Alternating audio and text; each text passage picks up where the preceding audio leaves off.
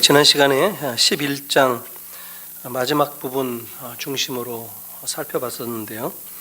예레미야의 유다에 대한 경고, 또 심판의 메시지가 계속 선포될 때 유다 백성들이 어떤 반응을 보였는가 하는 것을 보여주는 내용이었습니다. 아마도 유다 백성들은 자기네들이 멸망당하지 않으리라 이렇게 생각을 했던 것 같습니다. 우리들도 보통 그렇죠. 망하는 사람도 자기는 망하지 않을 거다라고 생각을 하는 개인이나 나라나 그런 생각들을 할 수가 있는데, 그러나 유다 백성들의 생각과 달리 하나님의 생각은 다르셨다 하는 겁니다. 우리 사람들은 자기들이 생각하면 생각하는 대로 다 될 것이다 이런 생각을 할 때가 있죠. 그런데 하나님 보시기에 바르지 않은 것들, 그런 계획들, 또 그런 길들은 반드시 막으신다, 제대로 되지 않도록 하신다. 그리고 바르지 못할 경우에 징계의 길로 이끌어 가신다. 그런 면에서 보면 정말 인생의 우리의 발걸음이 누구의 손에 달려 있는가, 누구에 의해서 움직이는가, 바로 하나님의 장중에 붙들려 있다라고 고백하지 않을 수 없다 하는 것입니다. 예레미야는 하나님께 조금 살살 다루어 주시라고, 좀 너그럽게, 너무 크게 진노하시지 말아달라고 좀 두려워하는 가운데 간청을 합니다. 그러나 우리가 알아야 할 게 있는데, 하나님은 우리를 징계하신다 하더라도 절대 멸망시키지는 않으신다 하는 겁니다. 이것을 붙잡는 것도 사실 믿음입니다. 지금 나를 단련시키시면 내가 정금이 되어서 나오게 될 것이다. 우리가 고난받을 때 혹은 징계를 받는다라고 할 때 우리가 가져야 할 태도, 이것은 바로 예레미야가 보여주고 있는 이런 참고 견뎌내는 그런 모습이 아닌가 싶습니다. 이에 대해서는 히브리서 12장, 제가 몇 주 전에도 히브리서 12장을 인용한 적이 있는데, 우리가 고난당하고 징계받을 때 어찌해야 하는지, 어떤 자세를 가져야 하는지, 거기에 대해서 12장 5절부터 이 아들 만들어 가시는, 아들을 훈육해 가시는 하나님의 입장에서 말씀을 하시는 것을 알 수가 있습니다. 그러니까 아들들에게 권하는 것과 같이 너희에게 권하시는 말씀을 잊었도다. 그러니까 일렀을 때 내 아들들아, 너희가 주의 징계를 경히 여기지 말 것이라. 그리고 사랑하시지 않는다면 징계 또한 하지 않는다라는 것이죠. 그러니까 예레미야처럼 이렇게 때로는 견디고 참는 그런 것들이 믿음의 모습으로 보여진다라는 겁니다. 전도서 하면은 상당히 지혜로운 책 아닙니까? 전도서는 우리 인생이 형통할 때, 그리고 또 고난당할 때를 두루두루 다 섭렵하면서 말하는 지혜의 목소리가 담겨 있는 책이죠. 형통할 때는 감사하라 하는 것이죠. 그리고 고난당할 때는 생각하라. 고난을 가볍게 여기지 마라 하는 것이죠. 경히 여기지 마라. 그래서 좀 더 생각하면서 하나님의 뜻하신 바가 무엇일까 하는 것을 좀 곰곰이 따져볼 필요가 있다라고 얘기를 하는 겁니다. 징계는 우리가 볼 때는 좀 굉장히 긴 것 같죠. 징계 받는 입장에서는. 그렇지만 잠깐 사이에 이루어진다 하는 것을 우리가 아는 것이 중요하다 하는 겁니다. 물론 징계 받을 당시 슬프기도 하고 또 아주 즐겁지 않고 훨씬 힘든 일이기는 하지만, 그러나 결국 그걸 통해서 의와 평강의 열매로 가게 된다, 열매를 맺게 된다라는 것이죠. 그래서 징계받을 때 좀 슬프고 약하게 보이고 그럴지라도 이 순간 또 이 과정을 지나가게 되면 의의 평강의 열매를 받을 줄로 알고 내가 회복되어지는 것, 고침받아지는 것을 바라보면서 기다리는 것이 중요한 교훈이다 하는 것이죠. 11장 14절 15절부터 잠깐 이어서 확인을 해보면, 이스라엘은 우상 숭배를 참 많이 했기 때문에 하나님은 참 아주 슬픈 표현을 합니다. 나의 사랑하는 자가 행음을 했다. 그리고 15절 보면은 어떤 표현이 나오느냐면 그 거룩한 제물 고기로 내 재난을 피할 수 있겠느냐, 제사를 드리고 하는 것으로 거룩한 제물로 피할 수 있겠느냐. 여기서 뭐 제물 고기 이렇게 되면 뭐 제육 볶음 뭐 이런 거 생각하면 안 됩니다. 이건 돼지인데 돼지는 유대인들이 철저하게 피하죠. 하나님은 오히려 이런 제물들을 가져오는 것을 가증한 제물이다라고 하셨습니다. 그러니까 이스라엘은 악을 행하면서 제물을 가져왔는데 하나님은 이런 이스라엘에게서 재앙을 내리시겠다. 이런 이스라엘에게 재앙을 선언을 하십니다. 17절 말씀이죠. 그런데 18절부터는 이야기가 살짝 달라지는데 예레미야가 자꾸만 재앙을 선포하니까 듣는 사람들은 예레미야가 하는 말이 참 싫죠. 쟤는 왜 이렇게 참 나쁜 얘기만 하는가. 사실 오늘날 목사들도 마찬가지인 것 같아요. 축복을 얘기하고 자꾸 회복을 얘기하고 이렇게 따뜻한 메시지를 전하면 참 이렇게 좋고 참 아주 훌륭한 메시지다라고 생각을 하는데, 또 좀 이렇게 책망하는 설교, 뭐 이렇게 좀 이렇게 경고하는 설교, 이런 메시지를 하면은 입이 뭐 이렇게 좀 대빨씩 나오기도 하고 그러기도 하죠. 그런 것처럼 사실 예레미야가 굉장히 인기가 없었던 사람입니다. 특히 선지자가 자기 고향에서 대접을 받지 못했는데 아나돗 사람들에게 오히려 특별히 대접을 못 받았다라고 얘기합니다. 18절 이하의 내용이 뭐냐면, 어느 날 기도하고 나니까 하나님께서 예레미야에게 뭔가 보여주시는데, 환상 같은 것을 보여주시는데, 아나돗 사람들이, 자기 고향 사람들이 자기를 죽이려고 음모를 꾸미고 있는 것, 그 행위를 하나님이 다 보여주신 것이었습니다. 19절의 내용이 나오는데, 예레미야는 어린 양과 같고 아나돗 사람들은 마치 그 어린 양을 해하려고 하는, 정말 이 또 비유도 나오고 있죠. 나무, 예레미야를 나무에, 또 말씀 전하는 말씀을 과실에 비유해서 이렇게 언급을 합니다. 그러니까 예레미야가 자꾸만 이렇게 가다가는 너희 하나님께 징계받는다, 이 경고의 메시지를 주고 이러다가는 멸망당한다. 이러니까 이 아나돗 고향 사람들이 예레미야를 아예 죽여서 아무것도 기억하지 못하도록 하자, 이렇게 한 것이죠.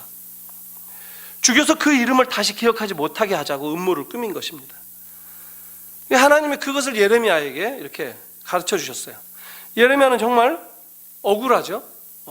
하나님이 전하라는 말씀을 전한 것인데 또 이렇게 핍박을 받게 되고 또 죽일 음모까지 이렇게 들려주시니까 다시 기도합니다. 하나님께서 공의로 판단해 주시라. 그래서 자기 억울한 일을 마치 법정에 가서 호소하듯이 정말 하나님이 판단해 주시라, 미슈팟, 하나님이 심판해 주시라 라고 얘기합니다. 그래서 23절에 하나님은 분명히 얘기하시는데, 내가 분명히 아나돗 사람들에게 재앙을 내리겠다 말씀을 하십니다.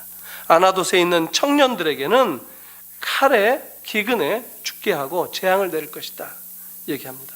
그리고 12장으로 넘어가는데, 그럼에도 불구하고 예레미야의 마음속에 아직 해결되지 않는 어떤 문제가 하나 남아 있었습니다. 말씀은 전하고 선포하는데 여전히 미궁 속에 빠져 있는 그 어떤 이해하지 못하는 것 때문에 참 곤혹스러워하고 있다는 것이죠.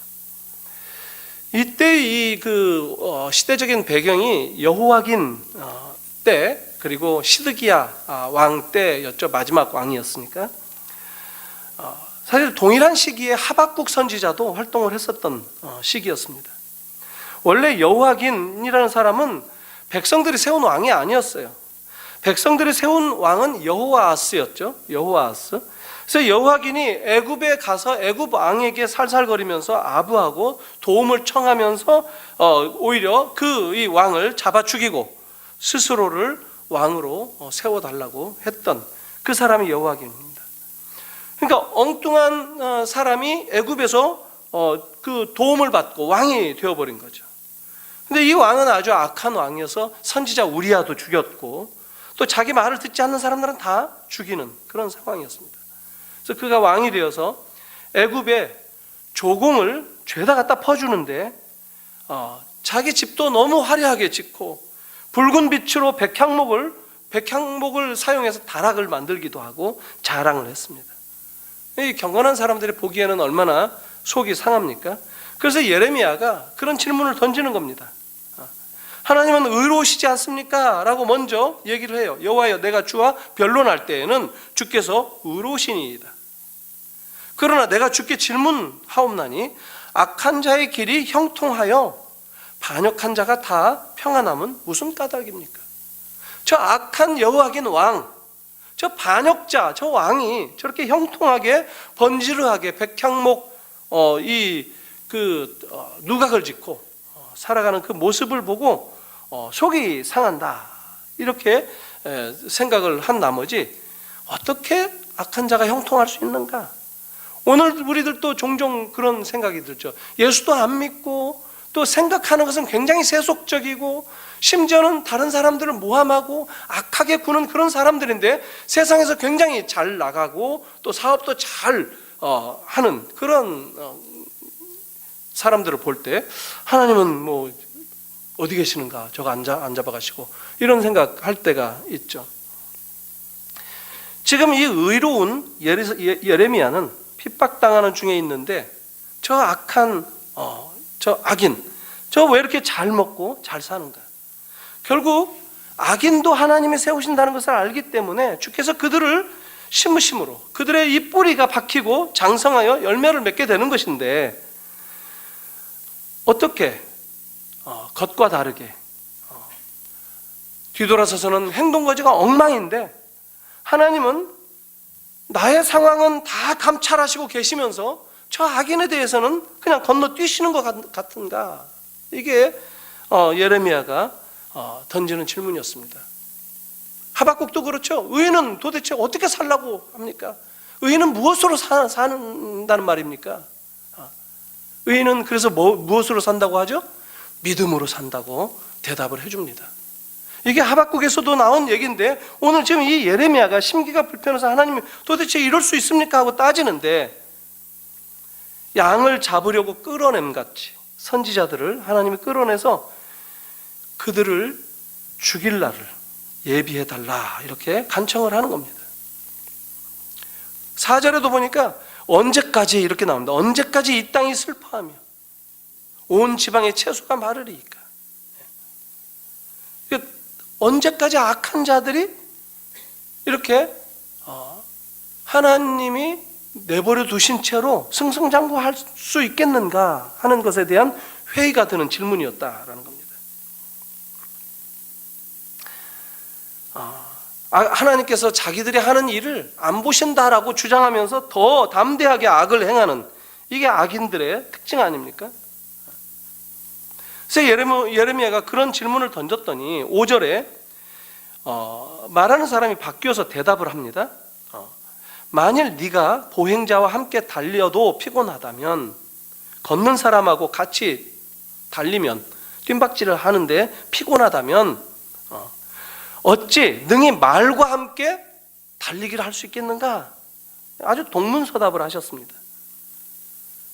뚜벅이 인생이라고 그러죠. 우리 애들한테 차 없이 다니는 애들, 뚜벅뚜벅 다닌다 해가지고 뚜벅이 인생.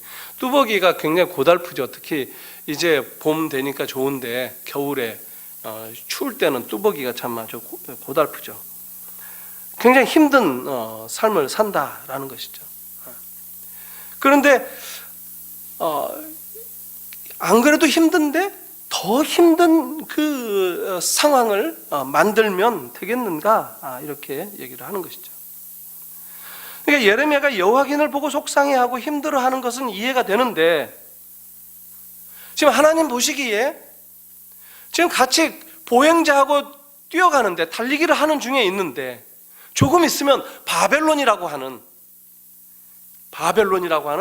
이 보통 악이 아니라 하나님이 이스라엘을 심판하시기 위해서 예비해 놓으신 아주 놀라운 이 악의 나라, 이 바벨론에 의해 당하게 되는 고초는 어떻게 감당할 수 있겠는가? 이런 질문입니다. 바벨론 사람들이 이스라엘 사람들을 죽이고 잡아가고 고초를 겪게 될 일, 이것에 대해서는 도대체 어떻게 감당하려고 그러는가? 그러면 이 말씀이 무엇입니까? 오히려 마음을 더 강하게 붙들어야 할 필요가 있다 하는 겁니다. 앞으로는 6절에 나오죠. 내 형제와 아버지의 집이라도 너를 속이고 내 뒤에서 크게 외치나니 그들이 내게 좋은 말을 할지라도 너는 믿지 말지어다. 이 정말 아주 얼마나 힘들어지면 지금 온 가족이 해체되어 가는, 분열되어 가고 서로가 서로를 적대시하는 이런 상황을 가장 열악한 상황이다라고 얘기합니다. 모든 그 공동체가 다 산산조각 나는 그 모습을 이 가족이 해체된 모습으로 설명을 하는 것이죠. 그래서 마음을 좀 강하게 붙들 필요가 있다. 서로 믿을 수 없는 일들이 이제 더 생겨날 텐데, 그런 일들이 생길 때 어떻게 견디려고 하느냐? 이제 하나님은 어떤 일을 행하시느냐면 7절에 이 자기의 집 이스라엘입니다. 자기의 산업 역시 이스라엘입니다. 이것들을 다 대적의 손에 붙이실 계획이다라고 얘기를 하시는 겁니다. 내가 내 집을 버리며 내 소유를 던져 내 마음으로 사랑하는 것을 그 원수의 손에 넘겼다라고 얘기를 합니다. 대적에게 붙이겠다. 아주 놀라운, 아주 슬픈 그런 얘기죠. 내 소유가 숲속의 사자같이 되어서 나를 향하여 그 소리를 내므로 내가 그를 미워하였음이로다. 이스라엘이 정말 양과 같은 게 아니라 숲속의 사자처럼 오히려 소리를 내면서 하나님께 달라들었다. 내 소유가 내게 대하여는 문이 있는 매가 아니냐? 매들이 그것을 애워싸지 아니하느냐? 너희는 가서 들짐승들을 모아다가 그것을 삼키게 하라. 아주 참 무서운 얘기들을 계속 합니다. 그러니까 무늬가 있는 매가 아니냐? 내 소유가 이스라엘이 나에 대해서는 무늬 있는 알록달록한 무늬가 이렇게 그려진 매와 같다라는 거예요. 무슨 얘기입니까? 좋을 때는 그냥 이렇게 와서 하나님 앞에 감사도 안 하고, 필요할 때는 하나님께 매달리고, 이스라엘은 오히려 하나님 앞에 순결한 백성이 되어야 되는데 상황에 따라서 색이 변하는 이 알록달록한 매와 같은 그런 존재가 아니냐, 이런 얘기입니다. 그래서 그 매들을 애워싸고 삼키려 한다. 하나님은 이런 완악한 자들을 심판하시겠다라고 얘기하시는 겁니다. 그렇게 됐을 때 이스라엘은 황무케 될 것이다. 땅도 울부짖을 것이다 라고 얘기합니다. 11절에 이를 황폐하게 하였으므로 그 황무지가 나를 향하여 슬퍼하는도다 얘기합니다. 온 땅의 황폐함은 이를 마음에 두는 자가 없습니다. 마음에 두는 자, 이 영어 성경 보니까 케어가 take care, 보살피는 자가 없다라는 거예요. 이 땅이 다 버려진 땅이 되어버렸다. 황무하게 될 수밖에 없다라는 거예요. 하나님께서 이스라엘 백성들에게서 떠나시고 이스라엘을 돌보시지 않으니까, 하나님의 등을 돌리시니까 온 이스라엘, 이 세상은 황폐하게 되었더라 하는 겁니다. 여기서 우리가 한 가지 알아야 될 게 있는데, 우리에게 있어서 축복이 무엇입니까? 뭐가 축복일까? 하나님이 우리의 등을 돌리시면, 이스라엘 지금 이 예레미야가 의인화된 표현으로 하나님이 지금 등을 돌려서 이스라엘이, 유다가 황폐하게 되었다라고 얘기하는데, 하나님이 우리의 등을 돌리시기보다 축복이 뭐냐 하면은 하나님은 우리를 향해서 얼굴 빛을 비추실 때, 민수기 6장에 나오죠. 민수기 6장. 이 구약의 축도 본문입니다. 민수기 6장 한번 찾아볼까요? 민수기 6장의 가장 하반부에 있습니다. 22절부터. 이게 구약의 소위 모세에게, 아론과 그 아들들에게 이런 축도를 하라, 축복 기도를 하라 하는 건데, 여호와께서 모세에게 말씀하여 이르시되 아론과 그의 아들들에게 말하여 이르기를 너희는 이스라엘 자손을 위하여 이렇게 축복하여 이르되 여호와는 내게 복을 주시고 너를 지키시기를 원하며. 지금 지키는 자가 없었다라는 거야. 이스라엘이 황폐하게 된 것은. 그러나 하나님은 우리를 지키시기를 원하신다라고 얘기합니다. 이게 축복이라는 겁니다. 이게. 여호와는 그의 얼굴을 내게 비추사 은혜 베푸시기를 원하며. 하나님의 얼굴이 우리를 향해 있다라는 거예요. 우리를 향해 비추어 주신다는 것이죠. 그 영광빛이 우리를 향해 있을 때, 그의 말씀이 우리를 향해 있을 때, 이게 곧 축복이다라는 겁니다. 여호와는 그 얼굴을 내게로 향하여 드사 평강 주시기를 원하노라 할지니라 하라. 이게 축복입니다. 얼굴빛, 여호와의 얼굴이 우리를 향해 있는 것, 이게 축복이다라는 거예요.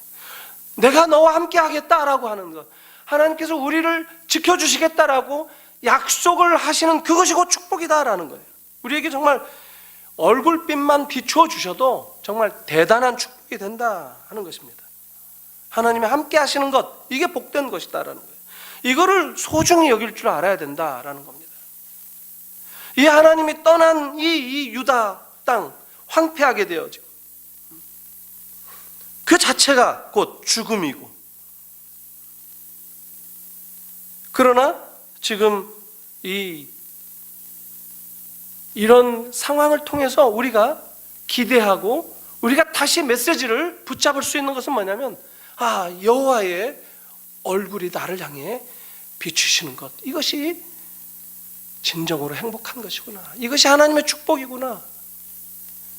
이게 우리의 삶의 가장 원만한, 우리의 삶의 목적이구나라는 것을 우리가 깨달아야 된다 하는 겁니다. 우리는 참 이거 소홀히 할 때가 있죠. 땅이 황폐해지는 이유가 뭐냐? 돌보는 사람이 없어서입니다. 하나님도 버렸다라고 합니다. 결국 이스라엘을 망할 수밖에 없었다라는 거예요. 수고해도 소득이 없고 밀을 심어도 가시를 거둘 수밖에 없다라는 거예요. 그런데 뒷부분에 뭔가 다른 얘기를 하시는데,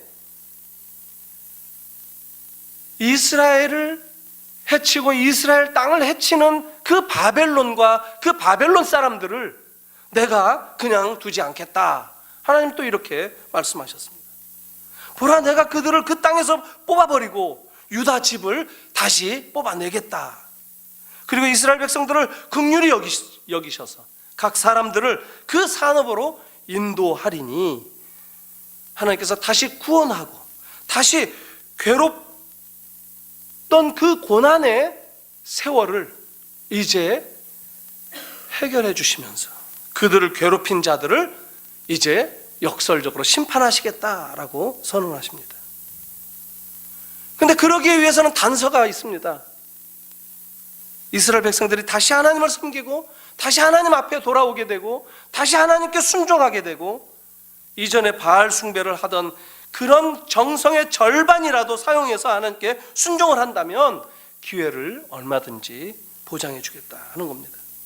그렇지 않을 경우에는 뽑아내 버릴 것이다 라는 겁니다.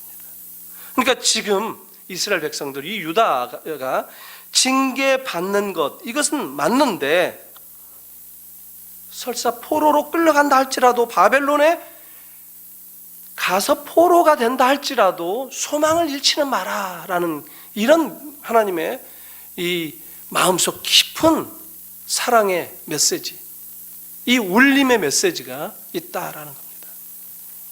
사랑하는 성도 여러분, 우리들은 사실 이스라엘과는 다릅니다.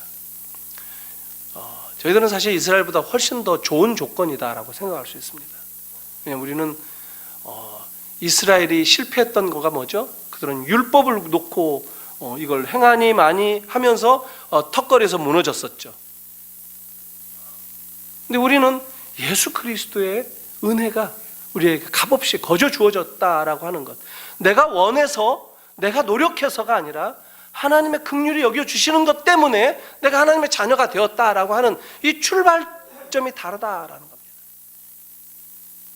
구약의 이스라엘 백성들이 다 이렇게 별 우여곡절을 다 거치고 난 다음에 하나님의 긍휼을 베풀어 주시겠다라고 한 그 말씀이 나오는데, 오늘 우리들에게 있어서는 그 긍휼이 여겨주시는 것을 출발점으로 우리의 인생이 시작한다라고 하는 것입니다. 우리들은 이스라엘처럼 행위의 어떤 그 율법의 그 나의 행동에 따라서 어떻게 평가받고 심판받고 하는 그런 상황은 아닙니다. 그러나 오늘 우리가 분명히 알아야 할 것은, 정말 우리가 하나님을 사랑하는가, 주 예수 그리스도의 은혜를 감사하며 그 하나님 앞에 우리의 사랑을, 주님 사랑합니다 라고 이렇게 고백할 수 있는가. 이것만큼은 우리로 하여금 하나님께서 듣기를 원하시고, 우리를 부르시고 우리를 훈련시켜 주시고, 그리고 우리로 하여금 고백하게 하시는 그 내용, 그런 신앙의 고백, 그리고 하나님에 대한 사랑, 이것을 가지고 우리의 삶을 살게 하시는 것, 이것이 이스라엘과 우리가 다르다라고 하면 다른 것이다, 이렇게 말씀을 드릴 수 있습니다. 오늘 우리들의 모든 삶을 어떻게 해석을 하시겠습니까? 내 삶은 주님이 케어해 주시는 삶이다, 주님이 나를 지금 보살펴 주신다 라고 고백할 수 있습니까? 이 은혜의 이 동기가 있을 때 하나님은 우리의 삶을 주장하시고 역사하시고 모든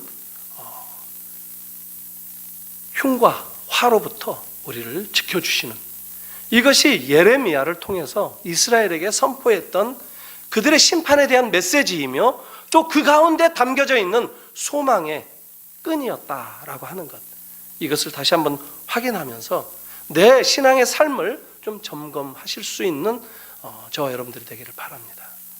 우리 하나님께서 오늘도 역사하시며 나를 향해 얼굴빛을 향하사 은혜 베푸시기를 원하시고 평강 주시기를 원하신다라고 고백할 수 있는 여러분들의 삶이 되기를 주님의 이름으로 축원합니다. 같이 기도하겠습니다. 하나님 아버지, 은혜를 감사합니다. 예레미야의 이 심판의 메시지를 통해서 이스라엘의 우상 숭배와 그 악행을 통한 참 고난과 황폐하게 된 그런 역사적인 경험들을 저희들이 추적하면서 오늘 우리에게 우리 하나님께서 요구하시고 또 말씀하시며 우리에게 진심 어린 사랑으로 내가 너와 함께 하리라, 내가 너를 보살펴 주리라, 너의 삶을 지켜주리라, 내 얼굴빛을 내게 향하여 비추겠노라 말씀하시는 그 음성을 저희들이 듣고 이제 거기서 그치는 것이 아니라 우리의 주님을 향한 사랑 또한 고백할 수 있는 저희들 되게 하여 주시옵소서. 주님을 사랑하여 주께서 내 인생을 인도하시며 보살펴 주시며 이끌어 가시는 것을 붙들겠나이다. 더 감사하고 더 주님을 높이며 더 주님을 자랑하며 더 주님을 온전하게 섬기며 살아갈 것을 다짐합니다. 고백하는 우리 모든 성도들 되게 하여 주시옵소서. 예수님의 이름으로 기도하옵나이다. 아멘.